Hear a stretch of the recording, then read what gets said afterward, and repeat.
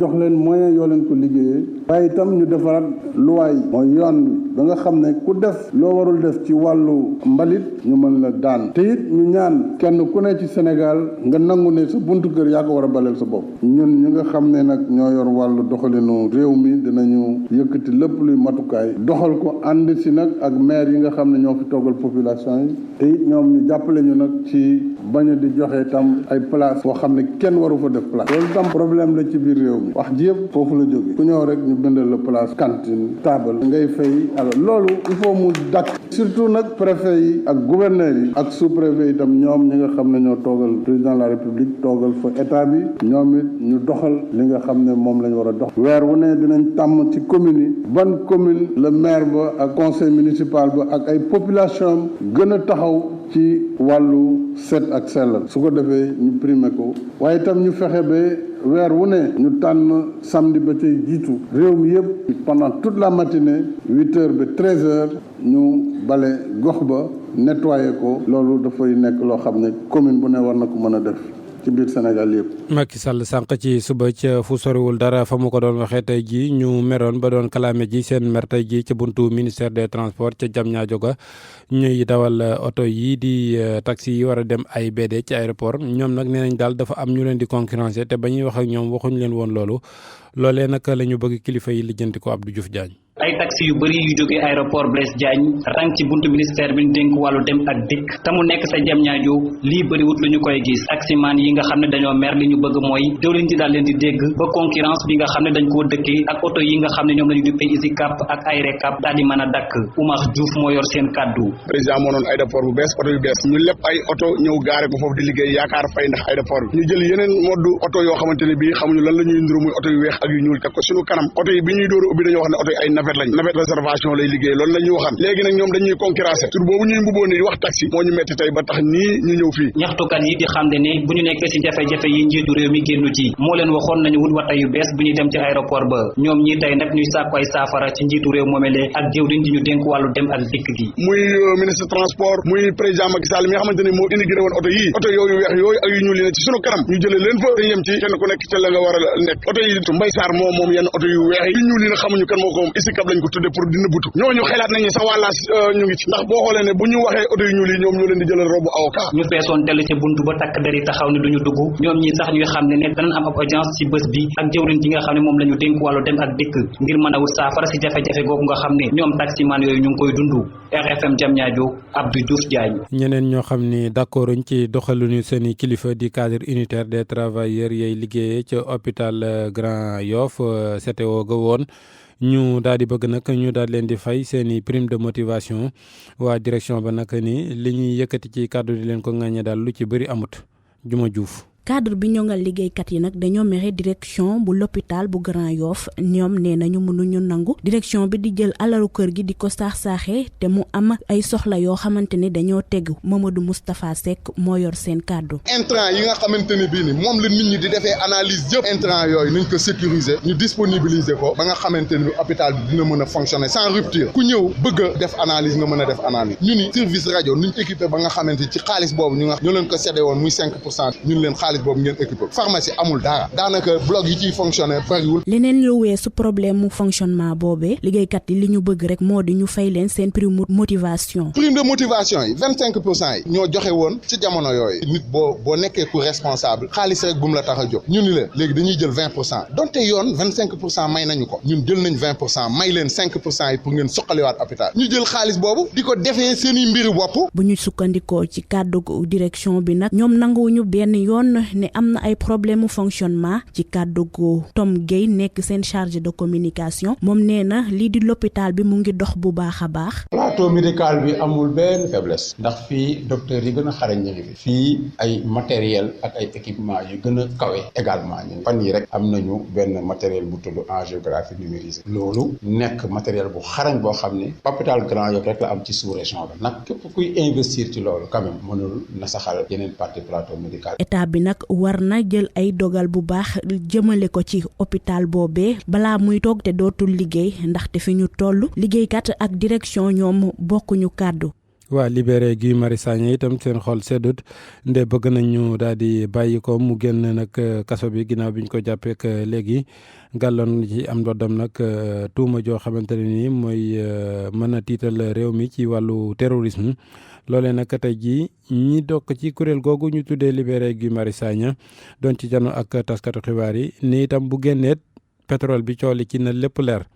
Umu Kalsum li bàyyi ki nga xam ne moo di Guy Marius Sagna mooy li leen soxal acteur société civile jegeñaale yi ak xarit yi ñëpp ñoo dajaloo ci ab mouvement li ñu bëgg rek mooy may ki nga xam ne moo di Guy Marius Sagna mu dellu ci njabootam collectif bi nag nee nañu daañu saisir ki nga xam ne moo di procureur di ñaawlu rek teg loxo gi ñu teg loxo seen jegeñaale caat nekk ci Y'en a marre. procureur nekk ci ordre direct wu ministère de la justice nekk di jël doomu aadama boo xamante ni sénégalais la comme ñun ñëpp noot ko. te amul fenn foo xamante ni foofu la ko teg foo xam ni fu valable la ndax procureur mënuñu gëm ni li muy wax dëgg la ci moom ba pare muy jug di ñu wax ñaari wax yoo xam ni bokkul ni moom lay toppee Guy Marius Sagna kon dañuy jàpp ñun ni li muy wax lépp ay waxi caaxaan la te mag du caaxaan. bile kuréel dañoo jàpp ni rek Guy Marius Sagna otage yu république bi la acteurs yi nag ñu ngi ñaax ñi nga xam ne ñoo yor wàllum kàddu gi ci bitim réew ñu jug ngir jàppale seen jegeñaale bi ñuy wax ne rek téye gi ñu ko téye jaaduwul yoon El Hadj Abdoulaye Seck mi yor wàllum communication fële ci Amnesty International. lancé nañ benn appel urgent au niveau international dinañ bind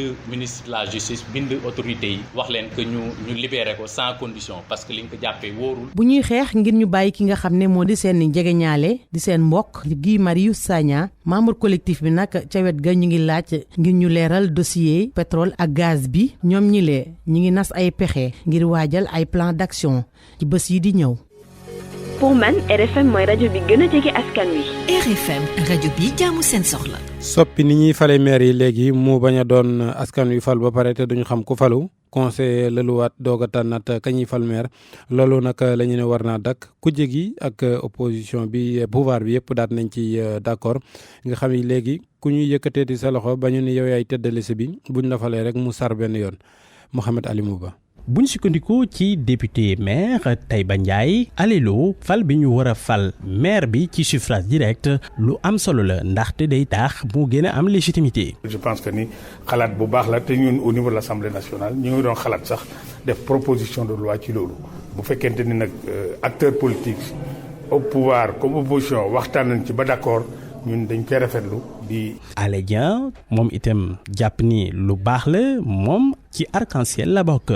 ancien conseil municipal bu HLM. dañuy fal liste conseil sur les deux listes majoritaire et proportionnelle maire yi xëy conseil municipal yi xëy daje ne ma Samba Ndiaye yaay maire dëkk bi am na ci population xam ne sax dañuy loolu bu ñëwee dafay nekk surprise dafa leen di bett ndax du kooku lañ doon xaar. Serigne Mbacké Ndiaye moom itam yàgg na nekk conseil municipal ci ville de Dakar mu jàpp ni plaidoyer bu ñu yàgg a porté la foofule ci ville de Dakar. li jaadu mooy maire bi ak i adjoint président conseil département ak i adjoint électeur bi ñëw di wote dina xam ne man kat ñii lay woteel. question bi nag mooy ndax conseil municipal bi du perte valeur ci maire bi alelo jàpp ni loolu du am. waaye nag dafa soxla am majorité dafa soxla les conseillers parce que délibération yi tax maire bi liggéey conseil municipal bi ñoo koy jox. fu mu toll nii question bi dañ ko discuter adopté ko ci dialogue politique bi waaye nag fokk ñu modifier code électoral bi ngir mën a dugal lu bees noonu ci falin bi. ñu wax ba tey ci wàllu gox goxaat yi ak plateforme nationale de planification locale fii ci réew mi moom nag bëgg na leen yombalal ay jumtuwaay yooyu mooy tax nag ndóol gi daal di wàññi ko ci réew mi ñu ni fukki pexe la ak ñett yoo xamante ne nii laal na ci nu ñuy def ba jigéen ñi gën a siggi ak wàllu climat ak migration ak la ñuy lekk yëpp atelier bi ñu ci doon waxtaanee tey jii ci suba la woon Amadou Sabar Ba. Sindia Koundara Darou Mousti Gamaji Saré Mairie Maka Diop Janké Souf ak Ndiop nekk ci région bu Fatick commune yooyu ñoom ñoo dalal projet bu yees jëmale ko ci benn politique boo xam ne dañ ciy dugal li nga xam ne mooy question genre lii di nutrition waaye tamit changement climatique ak li nga xam ne mooy migration loolee yëpp nag ñu fas yéene koo tënk benn guide jëmale ko ci lépp li nga xam ne mooy ñoŋal lii di territoire yi. Etienne Turpin mooy secrétaire général bu ministère bi ñu dénk wàllum collectivité territoriale. dañu seetlu ne dafa am ay mbir yoo xam ne mbir yu bees plan yi duñ ko doon jël en charge ci gox goxaat yi dañ bugg a defar benn guide boo boo xam ne dina saytu yooyu yëpp. gannaaw ba ñu validé boobi le guide ñi nga xam ne ñooy élus locaux yi bëgg nañ ñu ànd ak ñoom ci lépp li nga xam ne mooy wutum financement ngir ñu mën a exécuter bi les planification bi nga xam ne sax adopté nañ ko ba noppi. Madiop bi tey mooy maire bu Darou Mousti. suñu commune ñun keroog bi ñu adopté ñu proposé woon organisation d'un forum boo xam ne dafay dajale partenaires techniques et financiers yëpp xool nan la ñuy mën a jàpp ci financement plan de développement communal. beneen bëgg-bëgg bu collectivité locale yi maanaam ñu gën a yaatal seen domaine d'intervention yi. Omar Ba mooy représentant élu yi. dañoo bëggoon d'abord ñu renforcer capacité perception élus locaux yi ba ñu xam lan la état bi nas ci wàllu nutrition ci wàllu migration ba ñu gën koo comprendre ci lañ koy gën a mën a dugale ci suñu plan de développement. ci li nga xam ne mooy plan Sénégal émergent réew mi taxaw na temb ngir gën a mën a yaatal ay politique de décentralisation yi lu ci mel ni acte 3 de la décentralisation. conseil économique social et environnemental tey jii la tëj session extraordinaire bi mu ubbi woon fan yi la ñu génn doon ci defaale bilan liggéey bi ñu tàmbalee ak léegi fàttaliwaale itam règlement intérieur bi li ci war ci ab liggéey tey jii ñu doon waxtaanee wàllu acte 3 de la décentralisation ak tolluwaay bi Salimata Aw ak Aminata Dieng. mu nekk session bu njëkk ci njiitalu Aminata Touré gannaaw ñeenti jëwriñ ñi nga xamante ni jàll nañ conseil économique social et environnemental loolee tax ba ñu defuk bilan Aminata Touré. ku mel ni ministre de la femme waxtaan ak moom li nga xam ne moom la bëgg a def liggéeyam li nga xam ne mu ngi koy def sax waaye bëgg koo gën a baral pour que ñu génne lépp luy métit bi nga xam ne dañ koy teg jigéen ñi ak ndaw ñi ñu ràññee ci nag loo xam ne président Macky Sall bëgg na cee def lu am solo. mooy maanaam indi loi boo xam ne day condamner sévèrement lépp luy maanaam violence sexuelle viol ak yu ni mel ak pédophilie bi nga xam ne dañ koy teg ci xale yi. conseil bi tamit tëj session bi ci ab projet révision règlement intérieur maanaam ni kër gi di doxee Aminata Touré ni lu am solo la ngir doxalinu kër gi. moom la ñuy liggéey règlement intérieur bi nag. war nañ ko soppiwaat parce que am na ci ay référence premier ministre comme poste boobu amatul foog nga bindaat règlement intérieur bi waaye ñu bëgg it aussi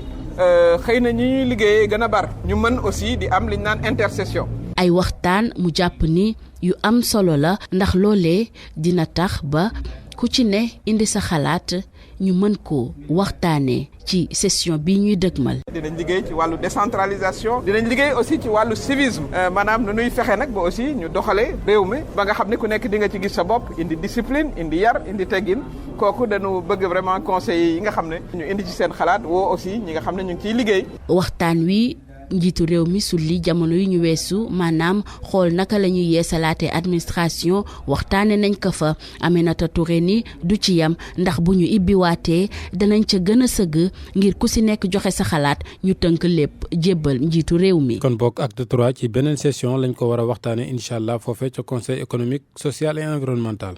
RFM Sport. tàggat yaram Abdou Diouf maa ngi lay nuyu. maa ngi lay fay Alaaji Makumba. ñu koy tàmbalee football. ak Ismaïla Sarr di doomu Sénégal boo xam ne attaquant la di football fële ca Rennes moom nag jóge na fa moom Ismaïla Sarr juróomi at la siife ak waa Watford kon 30 millions d'euros moom la club bu France bi di laal ci boobule transfert muy transfert boo xam ne kon am na gannaaw bi nga xam ni. concurrence di xëccoo Ismaïla Sarr jiboon na diggante Crystal Palace ak Watford waaye Watford moom moo mujj am déggoo ak Stade Rennais kon Ismaïla Sarr dem na Angleterre 21 ans la am 23 sélections ak équipe nationale bu Sénégal dem na Angleterre football foofee juróomi at la fa war a def. ñu ñëw kon ci wàllu basket bi ak afro basket bi. am na nag matuwaay yoo xam ni comité local d'organisation bi jël na ko bokk na ci jël fanweeri bus jagleel ko doomi Sénégal yi nga xam ne namm nañu dem foofee ca Dakar Arena ca Diamniadio ngir seetaan gaynde yu jigéen yu basket yi ñuy basket ci boobule afro basket kon bi am fii ci Ndakaaru yeneen disposition mën na am ñu jël ko maanaam yokk bis yi sooda ci am. ñaari fan des ñu jëm ci Afrobasket édition 2019 bi waral comité d'organisation locale bi amal jàkkaarloo ak way taskatu xibaar yi ci loolee nag xamle nañ ne jël nañ seen matukaay yépp ngir amal organisation gu mucc ayib maître Babacar Ndiaye di président comité bi nekkit jiital fédération sénégalaise bu basketball. 11 équipes ñoo waroon ñëw plus le Sénégal muy 12. 11 équipes yooyu 8 ñëw nañ mu des 3 équipes Mozambique RD Congo ak Kenya équipe yi ñëw yëpp logé nañ leen jox nañ leen seen moyen de transport ba commencé nañ entraîner waa FIBA yi ñëw nañ arbitre yi tamit commencé nañ ñëw ñëpp dinañ ñëw xam ne ni incha allah le samedi à 10h ñu mën a commencé. lu ñeel Afrobasket boobee nag am na ab lëkkaloo gu am ci diggante comité local yi ak Dakar Dem Dikk loolee nag soxal dem geeg dikk gi maître Babacar Ndiaye di ci àddu. fanweeri car yu nga xam ne nii ce sera gratuit point de départ à Guédiawaye Stade Amadou Barry ak Darou Rahman Pikine centre Jacques Chirac bi Wakam Boutigu Diallo Yoff si Brioche Dorée bi la Rufisque terminus 15 Sicap ak alentour à Marius Ndiaye Sébikotane am na poste courant bi dina fa la car bi déparé Thiès station EDK bi Mbour si SEDEPS bi bon Parcelles Assainies case bi la car bi déparé Ngor nag dàppaguñ lieu bi Médina moom stade Iba Mar Diop la maintenant am na aussi plateau. ci loolee nag président comité bi dellu si waat na ci koppar yi ñu def ci gile compétition. budget bi tourné aux alentours de 700 millions 800 millions. gannaaw loolee yépp nag lu soxal la accréditation yi FIBA nag daal dinay ubbiwaat plateforme bi ngir mayaat chance taskatu xibaar yi nga xamante ni jotuñu woon a bindu. boobu nag ndaje Soda Thiam dina am yeneen xibaar yu fay tukkee ci suñu yeneen jotaay yi di ngeen ko dégg ci wàllu basket boobu ba léegi ak ñi nga xam ne ñoom ñoo nekk ca centre de formation bi tàggat ay gune yu basket ca Richard Toll ñoom nag tàmbali nañu waajtaay bi bu baax a baax boobu la afro basket féminin bi amee fii ci Ndakaaru di waajal ngir supporter ñi nga xam ne ñoom ñoo di gune yu Cheikh Sarr yi te nee nañu suñu sañoon daal ñu def lépp ngir jël ndam li Richard Toll Mamadou Diagne. ñaari fan rek des si ñu door li nga xam ne mooy afro basket féminin Dakar 2019 bi ndaw yi féeti fii si Richard Toll seen xel mi yëpp nekk si compétition bi lee ñu fekk leen si fi ñuy tàggatoo joueur ak joueuse yu Richard Toll basket club yi li di rafetlu liggéey bi nga xam ni coach Cheikh Sarr mi ngi koy amal laata ñuy joxe seen xalaat si équipe bi nga xam ne taxawal naka ngir ñu défendre lii nga xam ni mooy couleuru Sénégal si compétition bi lee. yaakaar naa ni équipe bi bokk na ci les meilleurs d'Afrique ndax gis nga sélection bi bëri na ay talent yu ci ne individualité yu bëri na. dama koy rafetlu te sélection bu mu def bi tamit xam naa ne ay jigéen ñu am jom daal la sélectionné. ñoom ñi le sax di xam ne ak liste bi nga xam ni kii di Cheikh Sarr daal dina koy teg tax na ba ñoom ñi lee ñu daal di am yaakaar si gaynde yu jigéenu basketball yi lee. sélection bi gis naa ko feneen fudul Afrobas parce que booy xool presque ci sélection yi passé yi weesu yëpp c'est la première boo xam ni atteindre na baaru 100 points. mën nañ jël lu raw Afrobasket bi ndax ay jigéen yu am fulla nañ daal. ay ndaw yu ñuy tàggat si lii nga xam ni mooy basketball yi ñoom ñi le sax jël nañu ñenn si gaynde yu jigéen yi lee def leen lii nga xam ni mooy seeni modèle. sama idole sax laay wax Yacine Diop la ndax damay rocc ci moom lu bëre. vraiment bëgg nañu doon ay nit ñoo xam ne dañuy dégg ci wàllu sport mais particulièrement li ñuy gën a am mbébét mooy sol suñuy mën a dëkk. te di xam leen ne pare nañu ngir jubilé si ngoonu 18 août bile Mamadou Diagne Richard Toll rajo Futur Média. Mamadou Diagne ñi ñu yaakaar ne mën nañoo tax ñu jubilé moo di 12 yu ñu téye ngir ñu bokk ci boobule Afrobasket Bintu Jéeme la Mame Jojo Diouf Yacine Diop Ndeye Sène Astou Traoré Lala Won Léna Niang Mame Marie Sy Koumba Sarr Fatou Diagne Maymouna Diarra ak Aïda Fall. jërëjëf Abdou Diouf moom la ñu àndaloon ci xibaaru tàggat yaram yi ñu yegg si léegi ci quartier vert ànd ci ak Youssouf Bodian mu jagleel ko garab gi ren. ñu ngi leen di nuyu di leen dalal jàmm. bëccëg bi ñu jagleel garab màggal nañ ko dimanche bi passé 4 août mu doon occasion ngir ñu tàmbali campagne bi ñu jagleel jëmbat garab ca Sédhiou mbëbët bi mooy fexe ba garab yooyu nga xamante ni ñoom la ñu jëmbat ñu daal di leen toppatoo bu baax a baax ñu fekk fa Max Euclid Kamfani. lu ëpp 200 000 ay garab jagle nañ leen ci bile campagne reboisement bu ñu tàmbalee ak bés bu ñuy màggal garab ci diwaanu Sédhiou loolee kaddu inspecteur régional eaux et forêts commandant Djimanga Diédhiou sàkku ñu sàmm yile garab. plus de 200 000 plants yi nga xam ne ñu ngi ko produire ci suñu pépinière te population yi plants yooyu dañ koy joxe gratuitement ku ñëw rek ñu jox la mais buñ la joxee il faut nga jëmbat ba pare protéger ko pour que bu déwénee ñu ñëw ñu ne bii maa ko jëmbatoon daaw mi ngi nii léegi mi ngi commencé di am njëriñ. sàmm ressources forestières yi taxaw it biodiversité bi loolee kaddu maire Simbandi Balante Lamine Mané moom sax ñaa askanu commune ak ñeneen ñi topp ci tànku waa Niafor. Le premier appel consiste à demander. woote bu njëkk bi mooy woo askanu yëpp ñu mel ne waa Niafor ci jëmbat garab ak aar li di àll bi ñaareel bi mooy ñu taxaw tembe ngir mën a gën di aar lii di àll bi ak alam bi ñetteel bi mooy taxaw respecter procédure coupe de bois yi boo ñëpp mën na jëfandikoo ci àll bi lu muy joxe ñeenteel bi mooy di leen di sas rek ñu bàyyi xel ci biodiversité bi